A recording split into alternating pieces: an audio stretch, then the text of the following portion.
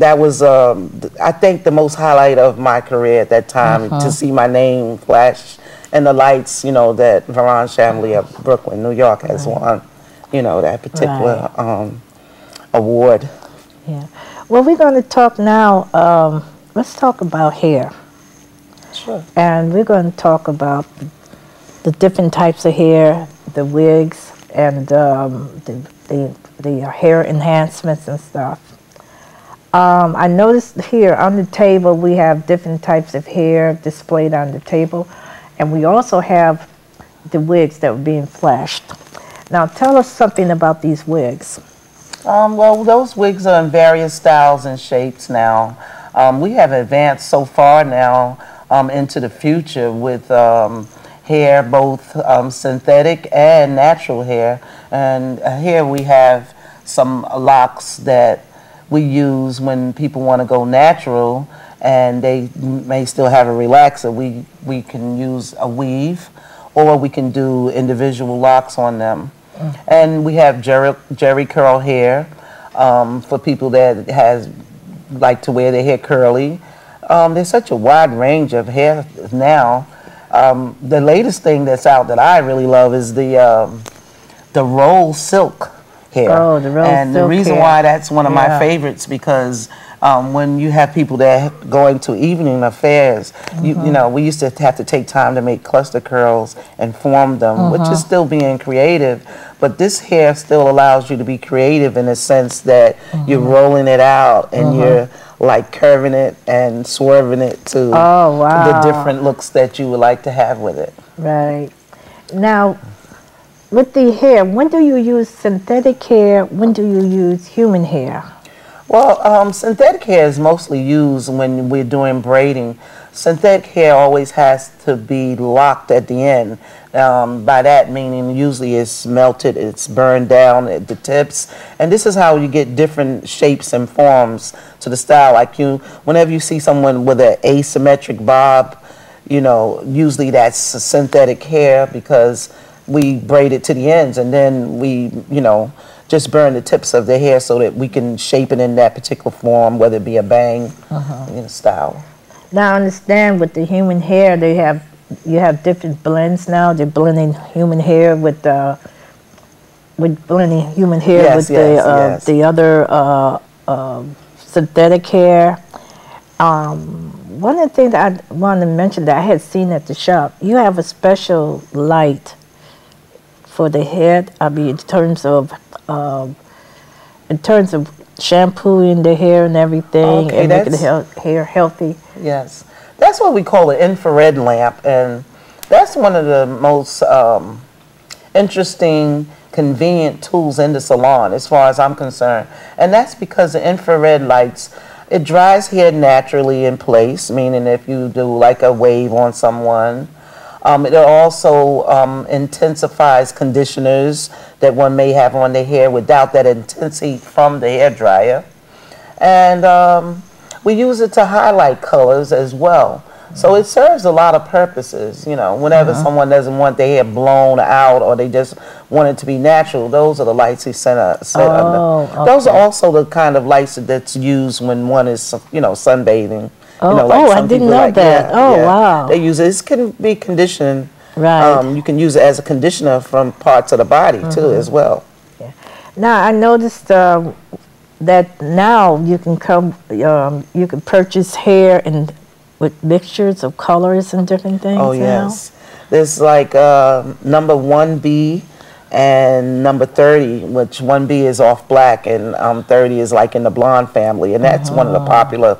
In fact, that's like what I'm wearing now. It's 1B and 30, a blend. And that's a pretty popular blend. Then you have 27, sometimes with number 2. Number 2 is dark brown, and 27 is honey blonde. Well, what would you recommend in terms of hair care or products for hair care? Okay, we have a large range of products in the salon, from olive oil to design essentials, There's various products, and one of my favorites is Mazzani. We use that in the salon as well as a firm. There's different, but we also have a large range of natural products that we use, particularly for hair and scalp, and also for skin.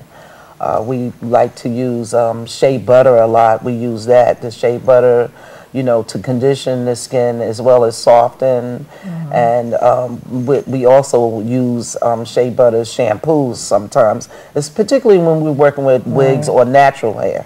I noticed that with the wigs, you got vitamin D protector, oil free. Right. That's because sometimes you still want the hair to have that natural flow look and not be weighed down with a sheen spray. So that's why we use the oil free. And I noticed also you have a lot of organic products there. Yes, yes, we do. Yeah. What is your feeling now on there's a lot of controversy as to whether or not synthetic hair is good to use on your own natural hair. Some people say if you use a synthetic because it's much stronger than human hair, that it could break out your hair. What's your take on that? And how would you, what could you do to prevent hair loss? I guess that's the question that I'm trying to ask you. Well, I recommend in our salon in Ebersh's, particularly, we use synthetic hair, like I said, when we want to give like a geometric look, whether it's you know, a bob, or whether it's you know, a style like what you're wearing now with a bang and straight down. Because then again, like I said, on synthetic hair, whenever it's used, it should always be burned at the tips, so that this way none of the natural hair on one's head should be exposed. Because once the natural hair is exposed outside of the synthetic hair, that's when breakage begins. So synthetic hair should always be used individually, like individual box braids, and it should be burned at the tips so that you protect the natural hair on one's head. Now, I was told cutting the hair, if you cut the tips of your hair would grow faster, you know, or there's a certain time of the year you're supposed to trim your hair. I'm saying cut and trim, but I actually mean trim. There's certain times of the year it's the best time to trim your hair to make your hair grow. Yeah, well, trimming the ends is very important because, let's face it, if we don't trim the ends, then we have that shedding that you see when you comb your hair and you think it's falling out, and that's not what it is. It's breaking from the ends. Because hair grows uneven. It doesn't grow even, so therefore, in order to keep it its healthiest and even, we have to trim the ends. Because hair grows like an eighth of an inch within 6 to 8 months. I mean 6 to 8 weeks, I'm sorry. And so so usually when I'm, my clients, particularly with relaxers, usually it's every other relaxer that I'll give them a trim, because at that point the hair has grown at least 1.5 to 2 inches. Oh, Farhan, let's talk about competition now. Could you mention that earlier when we were talking about the experience and the different shows and things that you have been doing? Right. I understand that you received some sort of honors or something at Bronner Brothers. Right. Yeah. I competed at the Bronner Brothers show in August.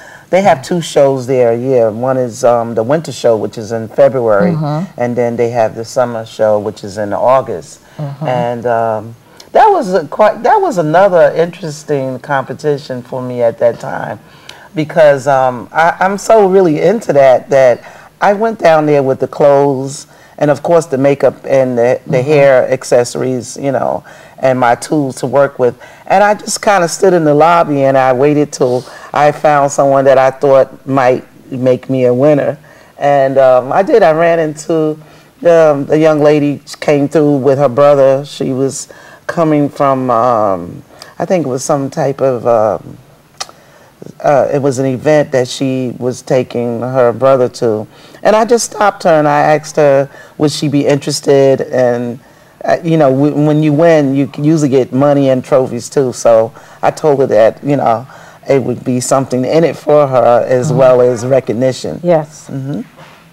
Okay. So we won third place at the Bronner Brothers at that time. I was just really overjoyed because, you know, that was just something I just came up, you know, on my own. That's how much I like to compete, that sometimes, especially out of state, you don't really have a model that you can take with you to a place, but there's ways that you can prepare and set up and introduce yourself to people.